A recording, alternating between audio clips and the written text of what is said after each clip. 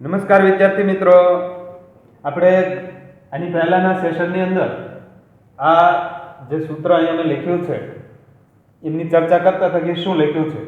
એમની મેં ડાબી જમણી બાજુ ઉલટાવીને અહીંયા લખ્યું છે અને એ આપણે સરખું વાંચવું હોય, સીધું વાંચવું હોય તો અહીંયા હવે વાંચી શકું છું સમતલ અરીસા વડે કે first impression is the last impression. કેટલું સરળ છે. અને આ રીતે ડાયરેક્ટ વાંચો તો ગોટે ચડી જાય. આપણે એમ્બ્યુલન્સની પણ વાત કરી કે એમ્બ્યુલન્સની અંદર પણ એમ્બ્યુલન્સ શબ્દ જે છે એ ઊંધો લખેલો હોય છે. કેમ? ડાબી જમણી બાજુ ટૂંકમાં ઉલટાઈ ગયેલો લખેલો હોય છે. અને એને આપણે જ્યારે અરીસામાં વાંચીએ, આગળ જનાર વાહન છે એનો ડ્રાઈવર, આગળ જે એમ્બ્યુલન્સની આગળનો કોઈ વાહન જતું હોય અને એ વાહન જ્યાં સુધી રસ્તો ન આપે ત્યાં સુધી પાછળ એમ્બ્યુલન્સને આગળ ન નીકળી શકે. એટલા માટે એમ્બ્યુલન્સ જે છે એ હકીકતમાં ઇમરજન્સીમાં હોય એટલે એને ઝડપથી રસ્તો આપી દેવો જોઈએ. તો આગળ જે કોઈ કાર ચાલક છે એને એના રિયર વ્યૂ મિરરની અંદર આ જે એમ્બ્યુલન્સ ઉલટ સુલટ લખેલું છે એ એને સીધું વંચાશે. એટલે એમ્બ્યુલન્સ એવું તરત જ વાંચી જશે અને એને એ રસ્તો આપી શકે. પણ જો વ્યવસ્થિત લખેલું છે એ એને ઊંધું વંચાવવાનું છે ત્યાં, એટલે એ ગોટાળે ચડી જાય કે પાછળ કયું વાહન આવે છે, આમ જોવાય તો નહીં કે આ તો એમ્બ્યુલન્સ. એટલે લખાણના આધારે એને ખ્યાલ આવી જાય કે આ શું કયું વાહન છે. તો એ એમ્બ્યુલન્સ એની ડાબી જમણી બાજુ ઉલટાવી નાખવામાં આવે તો એ સારી રીતે વાંચી શકે, સીધું વાંચી શકે. એટલા માટે તો એ કારણની પણ આપણે ચર્ચા કરી હતી બાલ દોસ્તો. અને આજે બાલ દોસ્તો આપણે ગોલીય અરીસાની રમત કરવાના છે. ગોલીય અરીસો, આ જે અરીસો છે એ પ્લેન મિરર છે. આની સરફેસ કેવી છે? એકદમ સરખી. આમ ગમે ત્યાં મૂકવું, જો આમ મૂકવું, હવે આમ હલે છે, નથી હલતું. કેમ? જો વચ્ચે કંઈ ગેપ જ નથી. એકદમ સરફેસ જે છે એ કેવી છે? પ્લેન છે. એટલે જ એને સમતલ કહેવામાં આવ્યું. આ જે આખું મથાળું છે એ કેવું છે? સમતલ. એટલે આને સમતલ અરીસો કીધું. પણ હવે ગોલીય અરીસો, આ ગોળ હોય તો શું થાય?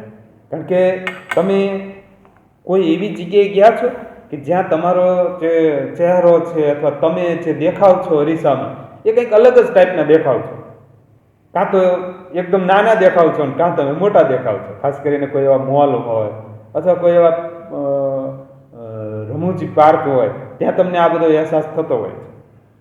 ઘરે પણ એવા ઘણા એવા આપણા ઘરે સ્ટીલના વાસણો હોય એની સામે ઘણીવાર આપણે ઊભા રહીએ તો એ વાસણની અંદર આપણે કંઈક અલગ જ ટાઈપના દેખાતા હોઈએ, નાના અથવા મોટા. મારી પાસે અહીંયા તમે જો એક સ્ટીલની ચમચી છે. તમે પણ ઘરે કરજો આ પ્રયોગ. તમને કેમેરામાં નહીં હું બતાવી શકું. આ સ્ટીલની ચમચી છે એની અંદર બે ભાગ છે. એક તો આ ઉપસેલો ભાગ છે ને એક અંદર ખાડાવાળો ભાગ છે. આપણે કોઈ વસ્તુ લેવી હોય તો કેમ રાખીએ? આમ રાખીએ કે આમ રાખીએ? તો કે આમ રાખીએ. આની અંદર હું પાણી નાખી શકું, દૂધ નાખી શકું. પણ આને આમ રાખું તો, ઊંધી ચમચી રાખું તો કામ ન ચાલે. તો આજે આ જે ખાડાવાળો ભાગ છે એને શું કહીએ આપણે? અંતર કહીએ. અંતઃ. અને બહારનો બહિર, એટલે બહારનો ભાગ. બહિર અને આ અંતઃ એટલે અંદરનો ભાગ. સમજે? હવે અંત ભાગમાં હું જોવા તો મારો ચહેરો જોવા મને કેવો દેખાય છે? જો જેમ જેમ હું દૂર લઈ જાઉં પછી કેવો દેખાય છે? એ જ રીતે બહારના ભાગે જવું તો દૂર લઈ જાવ તો મને કેવું દેખાય છે? તમે ઘરે આ સ્ટીલની ચમચી લઈ અને તમે પ્રયત્ન કરો, શું દેખાય છે? એવું જરૂરી નથી ચમચી જ લ્યો તમે. કોઈ પણ આવું સ્ટીલનું વાસણ લ્યો અને એકદમ એની સરફેસ જે છે આમ ક્લીન હોવી જોઈએ, સરખી. આમ જેને કહીએ ને કે ખાબડ ખોબડ ન હોવી જોઈએ, ખાડા કડબચડી ન હોવી જોઈએ. ટૂંકમાં એકદમ ચમકદાર હોવી જોઈએ તો વધારે તમને રિઝલ્ટ મળશે. તો કહેવાનો અર્થ એ છે મારો કે ચમચી અથવા કોઈ પણ ઘરની વસ્તુ તમે ટ્રાય કરો તો એની અંદર તમને એક અંદરનો ભાગ, એક બહારનો ભાગ જોવા મળે. બહારના ભાગે તમારું દ્રશ્ય જે છે એ કેવું દેખાય છે, અંદરના ભાગે તમારું પ્રતિબિંબ કેવું દેખાય છે અને બહારના ભાગે કેવું દેખાય છે એ તમે ચેક કરો. તો આ ગોલીય અરીસો કહેવાય બાલ દોસ્તો. અને ગોલીય અરીસો કહેવાય. હું તમને એનો રિયલ અરીસો પણ બતાવવાનો છું. આ મારી પાસે જો આ જે અરીસો છે અને આ ગોલીય અરીસો છે. અને સાથે સાથે હું તમને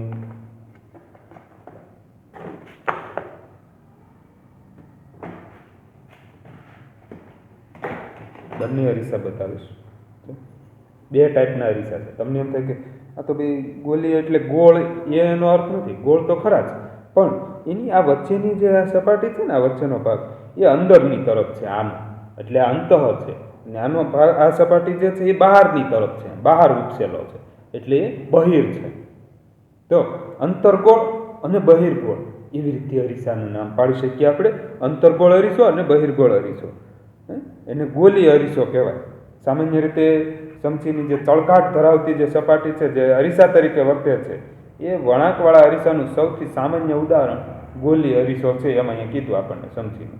તો એવી જ રીતથી ગોલી અરીસો ના પ્રકારના આધારે બે પ્રકારના અરીસા હોય, અંતર્ગોળ અરીસો અને બહિર્ગોળ અરીસો. અહીં લખીએ અરીસાના પ્રકાર.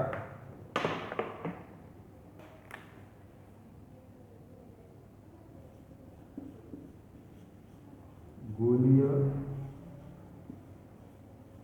અરીસાના પ્રકાર કેટલા છે? તો કે એક તો અંતર્ગોળ અરીસો અને બીજો બહિર્ગોળ અરીસો.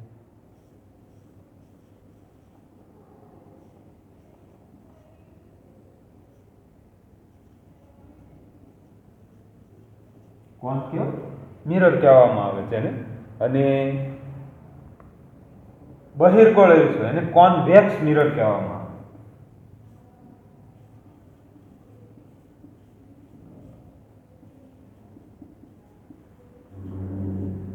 Convex mirror. હવે એની ડેફિનેશન થોડી સમજી લઈએ બાળ દોસ્તો, કારણ કે આપણને બહુ સરસ રીતે અહીં આપવામાં આવી છે કે અંતર્ગોળ અરીસા વડે આપણને જો ગોલીય અરીસાની અંતર્ગોળ સપાટી પરાવર્તક તરીકે હોય તો તેને અંતર્ગોળ અરીસો કહેવાય.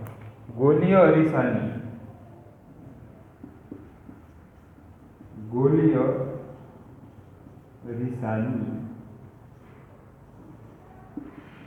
અંતર્ગોળ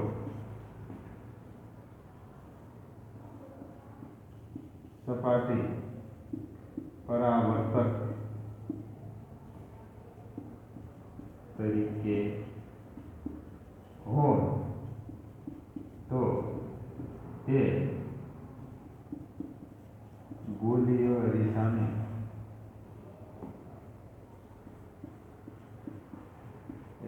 અંતર્ગોળ અરીસો કહેવાય. પછી ગોલીય અરીસાની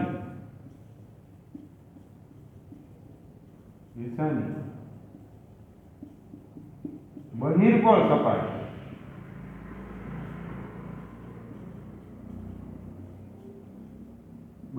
સપાટી પરાવર્તક તરીકે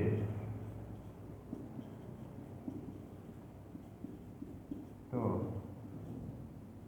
તે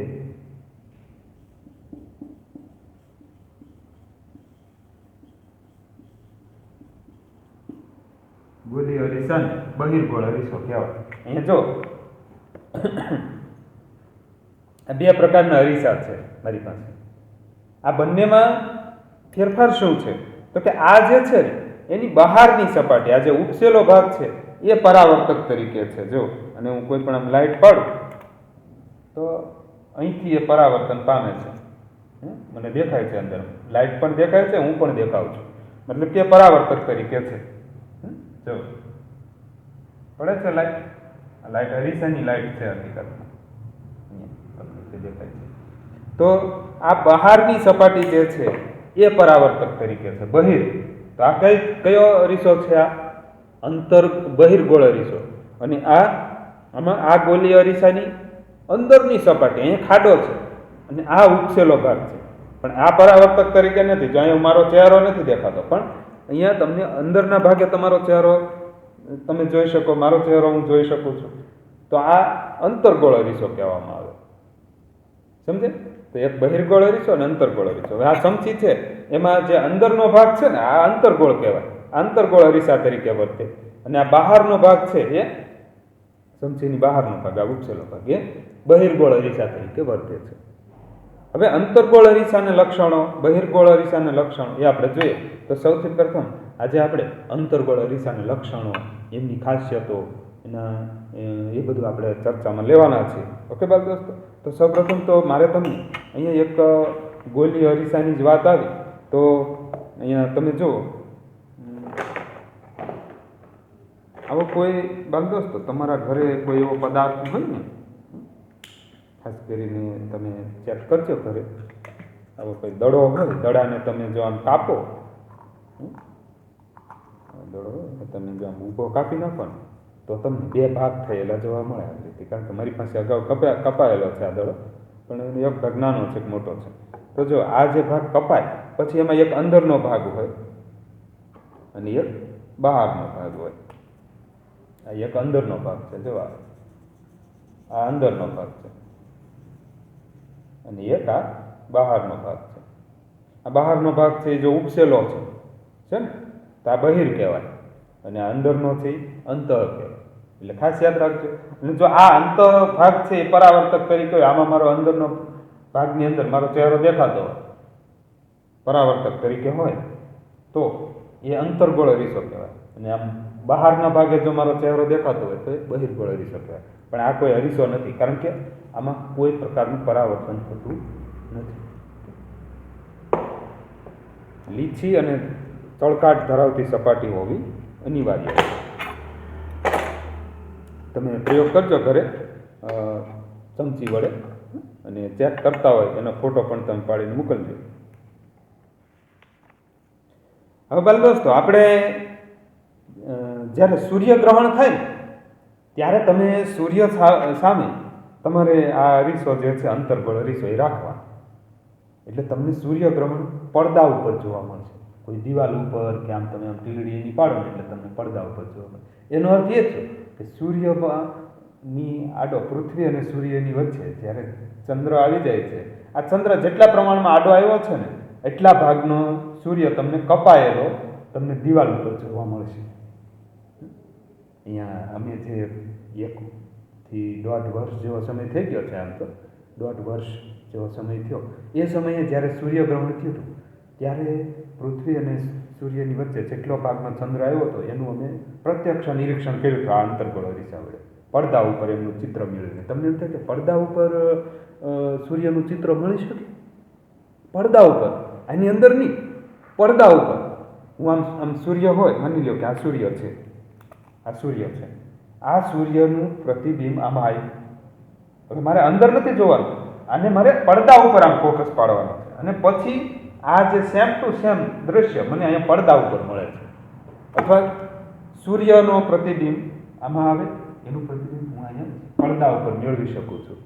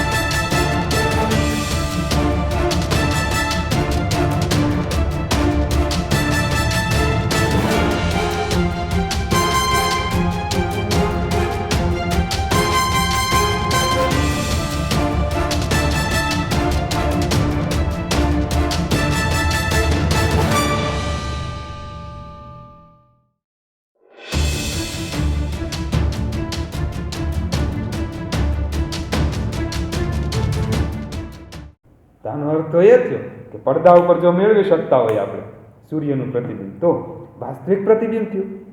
અંતર્ગોળ અરીસા વડે વાસ્તવિક પ્રતિબિંબ મળે. તો બાલ દોસ્તો, આપણે અંતર્ગોળ અરીસા વડે કેવા કેવા પ્રતિબિંબો મળે છે? વાસ્તવિક મળે, આભાસી મળે, એ બંને ચેક કરવાના છે. તો આપણે બાલ દોસ્તો અહીંયા એ જોવાનું છે કે જેટલું નજીક રાખીએ ને અંતર્ગોળ અરીસા આમ, તો આપણને એનું પ્રતિબિંબ કેવું મળે છે? આભાસી પ્રતિબિંબ મળે. જો મારો ચહેરો અંદર મને દેખાય છે, પણ જેટલો આમ દૂર લઈ જાય એમ મારું ચિત્ર છે ધીરે ધીરે રેળાતું જાય. બહુ દૂર લઈ જશે તો પછી આપ મારું પ્રતિબિંબ છે હું પડદા ઉપર પણ મેળવી શકું. તો પછી કેવું થઈ જાય? એ વાસ્તવિક પ્રતિબિંબ થઈ જાય. દૂરની વસ્તુનું પ્રતિબિંબ આપણે અંતર્ગોળ અરીસા વડે વાસ્તવિક રીતે મેળવી શકીએ. નજીકનું હોય તો નજીકથી તો એનું પ્રતિબિંબ આભાસી મળે આપણને. અંતર્ગોળ અરીસાની અંદર મળે છે પ્રતિબિંબ. તો ચાલો આપણે આ બધા જ પ્રતિબિંબોની આપણે અહીંયા સરસ રીતે એમની અંતર્ગોળ અરીસાની લાક્ષણિકતાઓ તપાસવી છે. તો સૂર્ય સામે જો આપણે આ અંતર્ગોળ અરીસાને રાખીએ તો સૂર્યનું પ્રતિબિંબ આપણે સરસ રીતે મેળવી શકીએ છીએ. મતલબ કે આપણે એનું આ જે પ્રતિબિંબ મળે છે એ કેવું છે? વાસ્તવિક છે. ચાલો આપણે મેળવીએ એમનું પ્રતિબિંબ. હવે બાલ દોસ્તો, અહીંયા મારી પાસે આ અંતર્ગોળ અરીસો છે અને અહીંથી સૂર્યપ્રકાશ આવી રહ્યો છે અને અહીં અમે એક પડદાની રચના કરી છે. આ પડદા ઉપર મારે પ્રતિબિંબ મેળવવાનું છે. હવે જો આ સૂર્ય સામે મેં અંતર્ગોળ અરીસો રાખ્યો છે. હવે એનો પ્રકાશ જો આખા હોલમાં હું ગમે ત્યાં રાખી શકું છું, પણ હવે મારે આ પ્રતિબિંબ તમને પડદામાં બતાવવું છે. બતાવી શકો છો? જો દેખાય છે? દેખાય છે બાલ દોસ્તો? સૂર્યનું પ્રતિબિંબ મેં ક્યાં મેળવ્યું છે? આ પડદા ઉપર. જેમ જેમ હું આ અરીસાને દૂર લઈ જાઉં છું એમ પ્રતિબિંબ કેવું મળે છે? નાનું થતું જાય છે. એટલું સ્પષ્ટ રીતે સૂર્યનું પ્રતિબિંબ મળે છે. હવે જો આપણે સૂર્યગ્રહણ થાય, જ્યારે સૂર્યગ્રહણ થાય ત્યારે આ સૂર્ય અહીંયા જે પ્રતિબિંબ દેખાય છે ને એ સૂર્યનું પ્રતિબિંબ. આ આગના ગોળા જેવું જે તમને પડદા ઉપર દેખાય છે ને એ. હવે જ્યારે ચંદ્રગ્રહણ થાય ને સૂર્યગ્રહણ થાય બાળ દોસ્તો, ત્યારે આ સૂર્યની વચ્ચે આડો ચંદ્ર આવી જાય. જેટલા ભાગમાં ચંદ્ર આડો આવી ગયો હોય એટલા ભાગનો આ જે પ્રતિબિંબ છે એ કપાઈ જાય. એટલે બહુ સ્પષ્ટ રીતે તમે સૂર્યગ્રહણને નિહાળી શકો. એ જ્યારે સૂર્યગ્રહણ થાય ત્યારે તમે આ રીતે પણ સૂર્યગ્રહણને જોઈ શકો. જેમ જેમ હું નજીક લઈ જાઉં છું એમ પ્રતિબિંબ કેવું થઈ જાય છે? મોટું થઈ જાય છે. મતલબ કે પ્રતિબિંબ તમને આભાસી થવા લાગે, આભાસી દેખાય જેમ નજીક જાઓ. એટલે કહેવાનો અર્થ મારો એ છે બાળ દોસ્તો કે અહીંયા મારું નજીકથી જો હું ચિત્ર જોઉં છું, હું કેટલો નજીક છું, અરીસાથી નજીક છું ને, તો મારું પ્રતિબિંબ કેવું મળે છે? મને મારું પ્રતિબિંબ કેવું મળે છે? અંદર આભાસી મળે છે. પણ આ અરીસાથી સૂર્ય કેટલો બધો દૂર છે, તો દૂરની વસ્તુનું પ્રતિબિંબ આપણે પડદા ઉપર જ્યારે મેળવીએ ત્યારે એ કેવું હોય છે? વાસ્તવિક હોય છે બાળ દોસ્તો. છે ને વાસ્તવિક? જો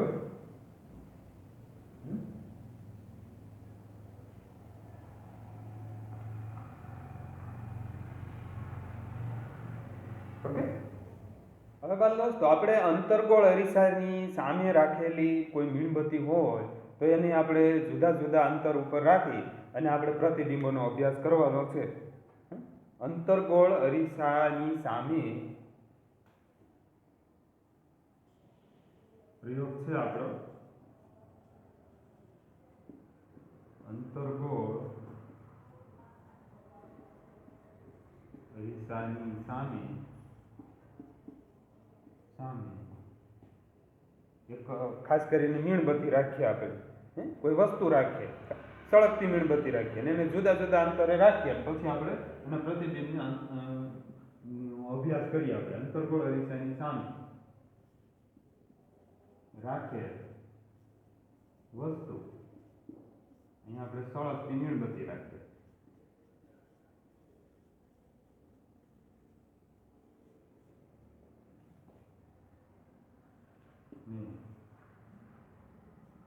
જુદા જુદા અંતર પર રાખી તેના પ્રતિબિંબ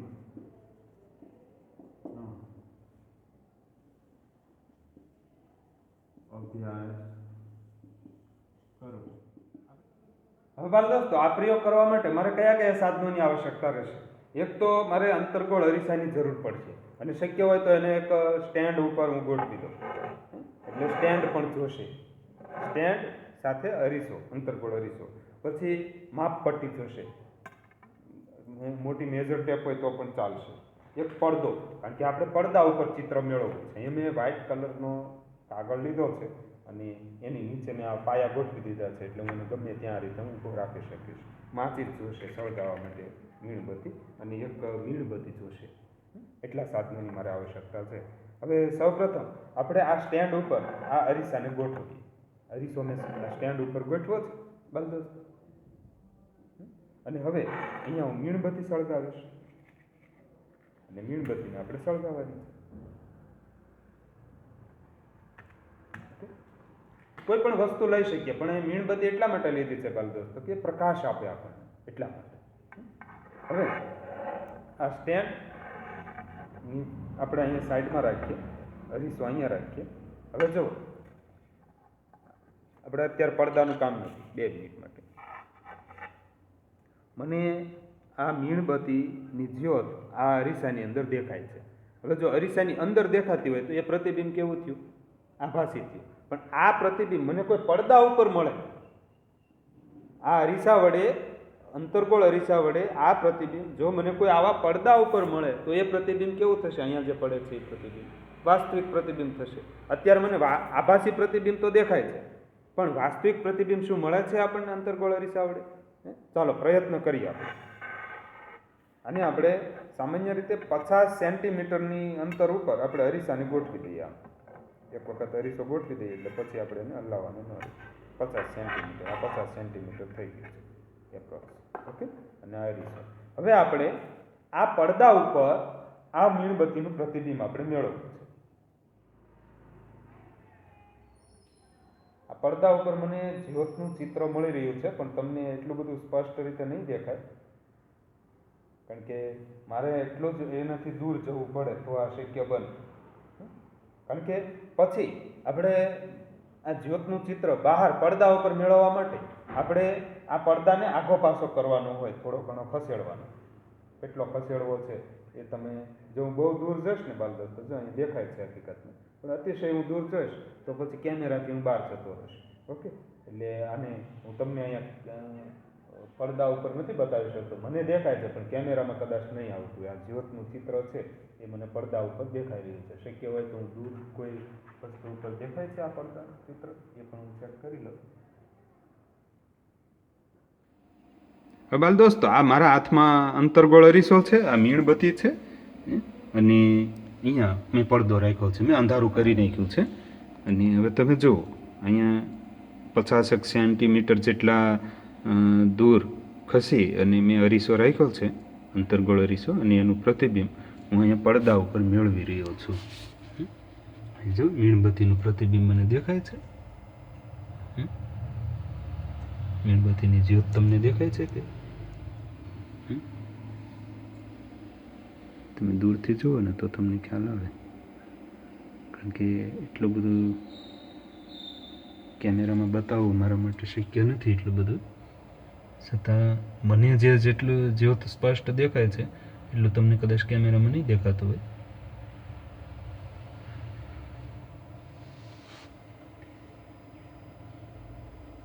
જો દેખાય છે બાલ દોસ્ત, અહીંયા જે જ્યોત છે, આ મીણબત્તીની જ્યોત, એ હું અહીંયા પડદા ઉપર મેળવી રહ્યો છું. શેના વડે મેળવી રહ્યો છું? તો કે આ અંતર્ગોળ અરીસા વડે. આ અંતર્ગોળ અરીસો અને આ મીણબત્તી વચ્ચેનું અંતર છે એ મેં 50 સેન્ટીમીટર જેટલું રાખ્યું છે, અને એના આધારે હું અહીંયા આ પડદા ઉપર આ જ્યોતનું ચિત્ર મેળવી રહ્યો છું.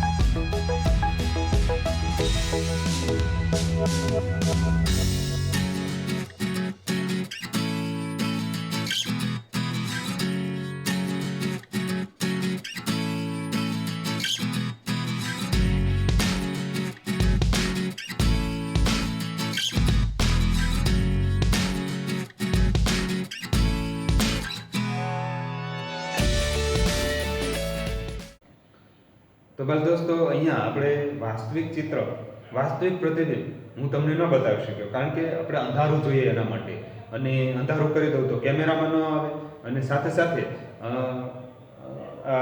આ જે એરિયો છે એની પણ મર્યાદાઓ હોય, બરાબર. એટલે આપણે ક્યારેક તમે રૂબરૂ જ્યારે આવો ત્યારે હું તમને એ આખો પ્રયોગ છે એ વ્યવસ્થિત સમજાવીશ. અત્યારે આપણે એના માટે કયા સાધનો જોઈએ લખી લીધું છે, પદ્ધતિ લખી લીધી છે, અવલોકન પણ નોટ કરી લીધું છે, અને હવે આપણે લાસ્ટમાં નિર્ણય લખી લઈએ બાળ દોસ્તો. અને આ નિર્ણયની અંદર આપણે લખીએ કે નિર્ણય અંતર્ગોળ અરીસાથી દૂર મૂકેલી વસ્તુનું પ્રતિબિંબ વાસ્તવિક અને ઉલટું મળે છે. એ જ રીતે અંતર્ગોળ અરીસાની નજીક મૂકેલી વસ્તુનું પ્રતિબિંબ તમને આભાસી, ચતુર અને નાનું મળે છે. સમજાય છે? એટલે કે અહીંયા આભાસી અને વાસ્તવિક બંને પ્રકારના પ્રતિબિંબ મળે, માત્ર વસ્તુનું અને અરીસાનું અંતર કેટલું છે એના ઉપર એ આધાર રાખે છે.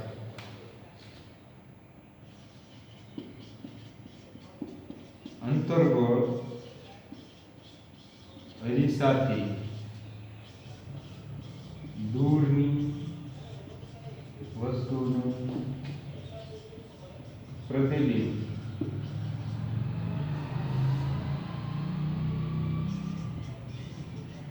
વાસ્તવિક અને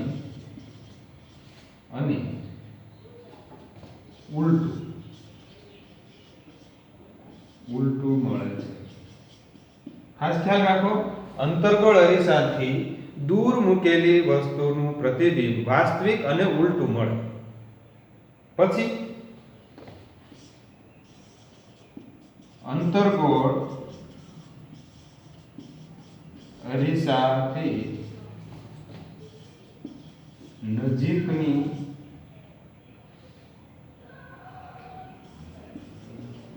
વસ્તુનું પ્રતિબિંબ આભાસી,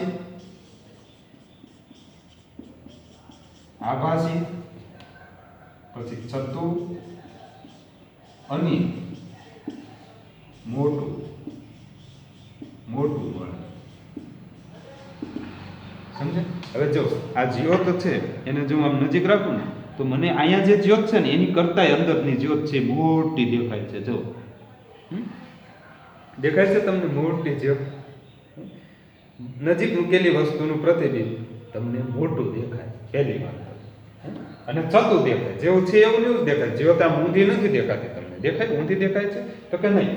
પછી આભાસી એટલા માટે તમને અરીસાની અંદર દેખાય છે, પડદા ઉપર નહીં. પણ જો આ મીણબત્તીને હું દૂર લઈ જવા તો તમને આનું પ્રતિબિંબ છે પડદા ઉપર મળે, વ્હાઈટ પડદા ઉપર, તો કોઈ પણ પડદા ઉપર તમને અહીંથી આ પ્રતિબિંબ અહીં આવે, અહીંથી રિફ્લેક્શન થાય, પરાવર્તન પામીને પડદા ઉપર તમે એનું ચિત્ર મેળવી શકો છો. આની અંદર નહીં મળે તમને એ પ્રતિબિંબ, પડદા ઉપર મળશે. અંતર્ગોળ અરીસા વડે દૂર મૂકેલી વસ્તુનું પ્રતિબિંબ. તો એ પ્રતિબિંબ કેવું થયું? વાસ્તવિક થયું. અને એ પ્રતિબિંબ પાછું કેવું હોય છે? ઉલટું હોય, ઊંધું થઈ જાય છે. તમે જ્યારે સૂર્યગ્રહણ નિહાળો ત્યારે તમે એ જે ચંદ્ર છે એ હકીકતમાં જો નીચેથી આમ આડો આવ્યો હશે પૃથ્વી અને સૂર્યની વચ્ચે નીચેથી, તો તમને પેલું જે તમે પ્રતિબિંબ મેળવો છો એમાં ઉપરથી ચંદ્ર છે આડો આવ્યો હોય એવું તમને લાગશે. ઉલટું થઈ જાય છે ચિત્ર. એટલે આ બહુ રસપ્રદ વાત છે આખી અંતર્ગોળ અરીસાની. અને અંતર્ગોળ અરીસામાં નજીકનું ચિત્ર છે એ બહુ મોટું દેખાય છે, એટલે એના ફાયદા પણ છે. હવે જો મારું ચિત્ર તમને હું મારો ચહેરો આની અંદર નજીકથી જોઉં છું તો મોટો ચહેરો દેખાય છે. હવે આનો ફાયદો મને ક્યાં મળે? મારે શેવિંગ કરવું હોય, મારે દાઢી કરવી હોય, કટિંગ કરવું હોય તો મારું મોઢો જ આમાં મોટું દેખાય. એટલે મને આ બધા વાળ છે, ઝીણા ઝીણા વાળ છે ને હકીકતમાં એ મને આમાં મોટા દેખાય. એટલે હું સરસ રીતે શેવિંગ કરી શકું. એટલે શેવિંગ મિરર તરીકે પણ આનો ઉપયોગ થાય છે અંતર્ગોળ અરીસા. હેડલાઇટની અંદર એનો ઉપયોગ. દોસ્તો, આપણે આ અંતર્ગોળ અરીસાના ઉપયોગો લખી લઈએ. અંતર્ગોળ અરીસાના ઉપયોગો. ઓકે, આ નોટ કરી લઈએ આપણે. એના ઉપયોગો કયા કયા છે. એમાં પહેલો ઉપયોગ જો આપણે લખીએ બાલ દોસ્તો કે સ્કૂટર, મોટર કાર કે ટ્રેનની હેડલાઇટની અંદર પરાવર્તક તરીકે અંતર્ગોળ અરીસો વપરાય છે. સ્કૂટર, મોટર કાર અને ટ્રેન એટલે રેલગાડી, ટ્રેનની હેડલાઇટ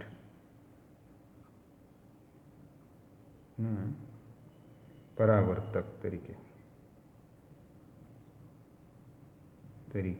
અંતર્ગોળ અરીસો વપરાય. બીજો ઉપયોગ લખીએ આપણે કે ભાઈ દાંતના ડૉક્ટર હોય ને એ દાંતની તપાસ કરે ત્યારે અંતર્ગોળ અરીસાનો ઉપયોગ કરે. શા માટે? તો કે અંતર્ગોળ અરીસામાં જેમ નજીકથી તમે જુઓ કોઈ વસ્તુને અંતર્ગોળ અરીસામાં તો એ મોટી દેખાય તમને, એટલે દાંત છે એ મોટા મોટા દેખાય. એની અંદરનું બધું જે કાંઈ મિકેનિઝમ જે છે અથવા કોઈ ખરાબી હોય એ ઝડપથી એ શોધી શકે. બીજો ઉપયોગ દાંતના ડૉક્ટર દાંતની તપાસ માટે અંતર્ગોળ અરીસો વાપરે છે. ખ્યાલ આવ્યો? ત્રીજો ઉપયોગ કે પછી આંખ, કાન, નાક કે ગળાની તપાસ કરતા ડૉક્ટર પણ વિસ્તૃત પ્રતિબિંબ મેળવવા માટે આ અંતર્ગોળ અરીસાનો ઉપયોગ કરે છે. આંખ, નાક,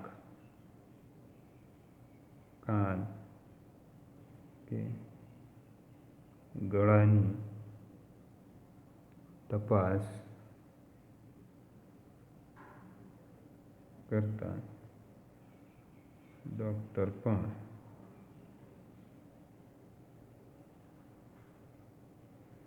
વિસ્તૃત પ્રતિબિંબ મેળવવા તેનો ઉપયોગ કરે છે. સમજાણું બાલ દોસ્તો? ચોથો ઉપયોગ લખીએ કે શેવિંગ મિરર તરીકે એનો ઉપયોગ થાય છે.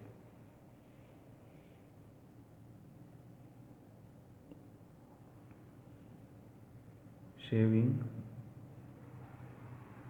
મિરર એટલે કે દાઢી કરવા માટે જે કાચ વાપરીએ આગળ આપણે એમાં આ મિરરનો ઉપયોગ થાય છે. દાઢી કરવા માટેનો અરીસો એમાં પણ અંતર્ગોળ અરીસો વપરાય છે શેવિંગ મિરર તરીકે વપરાય. પાંચમો ઉપયોગ કે કોઈ શોધખોળ કરવી હોય બાલ દોસ્તો, જેને સર્ચ લાઇટ કહીએ, પોલીસ કે પછી કોઈ એવા અંધારિયા વિસ્તારની અંદર આપણે કોઈ શોધખોળ કરવી હોય લાઇટ વડે, બેટરી વડે, તો એ સર્ચ લાઇટની અંદર આપણે અંતર્ગોળ અરીસો વાપરીએ છીએ.